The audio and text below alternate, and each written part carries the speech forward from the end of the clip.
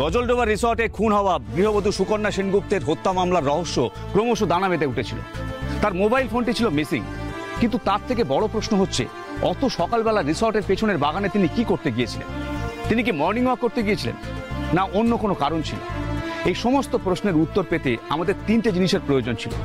এক, তার postmortem report; দ্বিতীয়ত, তার কল রেকর্ড এবং লাস্ট অ্যাক্টিভ টাওয়ার লোকেশন; এবং তৃতীয়ত, রিসর্টের সিসিটিভি ফুটেজ। আমরা জানতাম ওই তিনটে জিনিস পেলেই এই অন্ধকারের মধ্যে একটা আশার আলো দেখতে পাবো। না স্যার, ওই রিসর্ট খুনের কেসটাতে এখনো কোনো ব্রেক থ্রু পাইনি। না না স্যার, ভীষণ কমপ্লিকেটেড তো। হ্যাঁ হ্যাঁ স্যার, তবে খুনি ধরা ঠিক পড়বেই, যাবে কোথায়? স্যার হ্যাঁ। না আপনি না স্যার, আপনি চিন্তা করবেন না। আমি যখন যেরকম ইনফরমেশন পাবো আপনাকে জানাবো। Right sir, right. হ্যাঁ হ্যাঁ, বুঝতেই তো পারছেন চারিদিকে যা নানা প্রেশার। ওকে ওকে ওকে ওকে স্যার, ওকে। না না ঠিক আছে, আমি আপনাকে জানাবো। Thank you sir, thank you. হ্যাঁ বলো রেণুকা, কোনো আপডেট? হ্যাঁ স্যার, পোস্টমর্টেম রিপোর্টটা এসে গেছে। বাহ, ভেরি গুড। তো রিপোর্ট কি বলছে? স্যার, মাথায় পাথর দিয়ে আঘাত করা হয়েছে, আর তারপরে নাকি গলা টিপে খুন করা হয়েছে। How dangerous. হ্যাঁ স্যার, ভিকটিমের মাথার খুলি ফেটে একদম চৌচির, সিভিয়ার ব্রেন ড্যামেজ, যার ফলে মৃত্যু হয়। মৃত্যুটাকে নিশ্চিত করার জন্য গলা টেপা হয়, আর এর ফলে গলার হাইওয়েট বোনটা আমরা কিন্তু ভাঙা অবস্থায় পাই স্যার। তার মানে প্রচন্ড আক্রোশ থেকে খুনটা হয়েছে। হ্যাঁ স্যার। আচ্ছা, পোস্টমর্টম রিপোর্টে ওই খুনের আনুমানিক সময় কি বলছে বলো তো? স্যার, আনুমানিক সময় বলছে 4:45 থেকে 5:15। তার মানে খুব সকাল সকাল ঘটনাটা ঘটেছে। হ্যাঁ স্যার। স্যার, ভিকটিমের কল ডিটেইলসটা আমি বের করি। আচ্ছা।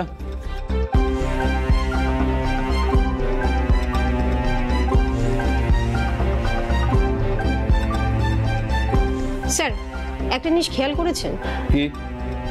সেদিন 15 তারিখে ওরা রিসোর্টে ওঠার পর ভিকটিমের কাছে কিন্তু একটি স্পেশাল নাম্বার থেকে রেগুলার কল আসতে থাকে। সেটাই তো দেখছি। দেখুন স্যার, প্রথম দিকে কিন্তু কল ডিউরেশনটা অনেকক্ষণই ছিল, তারপর মাঝের দিকে কল ডিউরেশনটা সেই তুলনায় অনেকটাই কম। যত সময় গড়াতে থাকে কল ডিউরেশনটা কিন্তু ততই বাড়তে থাকে। Right, absolutely right. স্যার, এই বিশেষ নাম্বার থেকে সুকন্যার ফোনে লাস্ট কল আসে ওই ঘটনার দিন ঠিক ভোর 4:32 নাগাদ। Carry on. তারপর স্যার ঠিক 5:45 নাগাদ ফোনটা কিন্তু সুইচ অফ করা হয়। আচ্ছা, সুকন্যার মোবাইলের লাস্ট অ্যাক্টিভ টাওয়ার লোকেশন কি ছিল? স্যার, সুকন্যা দেবীর লাস্ট অ্যাক্টিভ টাওয়ার লোকেশনটা কিন্তু এই রিসর্টই বলছে। তার মানে যে বা যারা খুনটা করে থাকুক, তারা খুনটা করে রিসর্টের মধ্যে মোবাইলটা সুইচ অফ করে দেয়, তারপর মোবাইলটা ওখান থেকে উধাও করে দেয়। কিন্তু কিন্তু কিন্তু কি স্যার? দেখো রেণুকা, কেউ যদি চুপি চুপি রিসর্টের ভেতরে ঢুকে সুকন্যাকে খুন করে আবার চুপি চুপি বেরিয়ে যায়, তাহলে খুনির ঢোকা বেরোনোর ছবিটা তো সিসিটিভি ক্যামেরায় ঠিক রেকর্ড থাকবে। Right sir. আমি স্যার রিসর্টের ম্যানেজারের কাছ থেকে রিসর্টের যাবতীয় সিসিটিভি ফুটেজ সব কালেক্ট করি, আর সেটাকে খুঁটিয়েও দেখি, কিন্তু সন্দেহভাজন কাউকে তো ঢুকতে বেরোতে দেখলাম না। সেটা কি করে সম্ভব? আমিও তাই ভাবছি স্যার। তার মানে রিসর্টের ভেতরে কেউ সুকন্যাকে খুন করেছে। কিন্তু স্যার রিসর্টের বারান্দার সিসিটিভি ফুটেজে যা দেখলাম, সেদিন কিন্তু সুকন্যা একাই রুম থেকে বেরিয়ে এসেছিল, সঙ্গে তো কাউকে দেখলাম না। আর ওর হাজবেন্ড যখন রুম থেকে বেরিয়েছে সেটা অনেকটাই লেট, তাও ধরুন সিসিটিভি টাইম অনুযায়ী 6:32। ওর স্বামীর তো অনেক অ্যালিবাই আছে। হ্যাঁ স্যার, ওর হাজবেন্ড তো বারবার বলছে যে উনি নাকি কিছুই জানেন না। ওনার স্ত্রী যখন বেরিয়ে গেছিলেন তখন নাকি উনি ঘুমোচ্ছিলেন, আর ওনার সাপোর্টে রিসর্টের ম্যানেজার বলল ম্যাডামের হাজবেন্ড আমার কাছে এসে ম্যাডামের খোঁজ করছিলেন, তারপর কাউকে যেন কল করলেন, তারপর প্রচন্ড টেন্স হয়ে গিয়ে এখানেই বসেছিলেন। বুঝলাম, কিন্তু আমাকে একটা কথা বলো তো, যে নাম্বারটা থেকে সুকন্যার ফোনে বারবার ফোন এসেছিল, সেই নাম্বারটা কার নামে রেজিস্টার করা আছে? স্যার সায়ন ব্যানার্জি নামে একজনের নামে।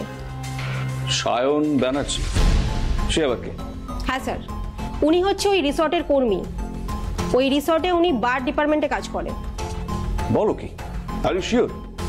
হ্যাঁ স্যার, আমি সেদিনকে রিসর্টের ওই রিসেপশনে ম্যানেজার থেকে শুরু করে সমস্ত কর্মীদের জেরা করি। সেখানে কিন্তু ওই সায়ন ব্যানার্জিও ছিল।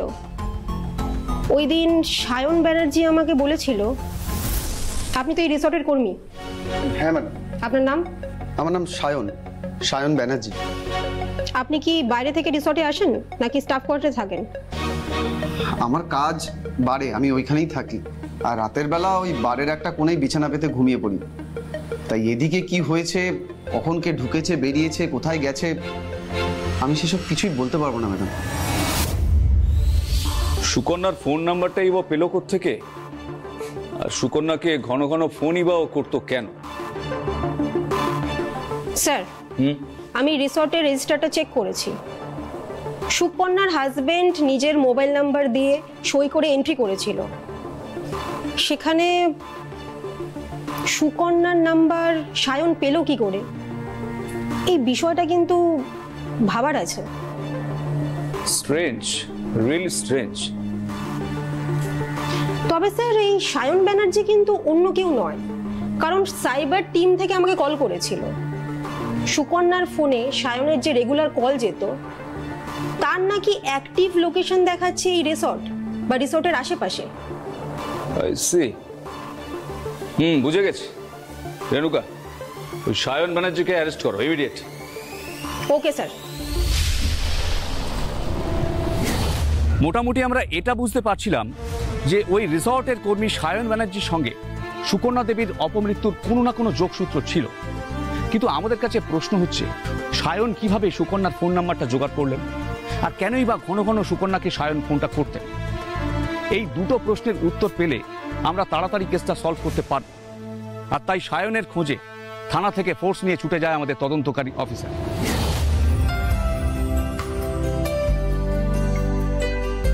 সায়ন বাবু, কি আপনারা অনেক ডিউটি করেছেন, চলুন এবার আমাদের সাথে। কোথায়? চলুন চলুন, দেখতে পাবেন। ধরো ওকে। দিন এগুলো, দিন এগুলো। চলুন। আরে চলুন, আপনারা কি করছেন এগুলো? আরে চলুন, বুঝতে পারবেন। চলুন, বুঝতে পারবেন। ছেড়ে দিন, আমার ডিউটি আছে। আরে চলুন।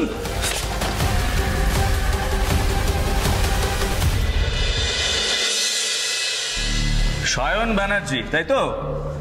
তা তোর ডিউটি তো রিসর্টের বার, আর কাজ হচ্ছে ড্রিঙ্ক বানানো আর সার্ভ করা। তো ওই মানুষ খুন করার কাজটা কবে থেকে ধরলি? হ্যাঁ স্যার, আপনি কি সব বলছেন? আমি তো কিছুই বুঝতে পারছি না। কিছুই বুঝতে পারছিস না? আচ্ছা ঠিক আছে, বুঝতাম না, ছেড়ে দে। আচ্ছা এবার বলতো যে সুকন্যাকে কেন তুই বারবার ফোন করতিস? আমি তো কোনোদিন ফোন করিনি। কোনোদিন ফোন করিসনি? ফোন করিসনি?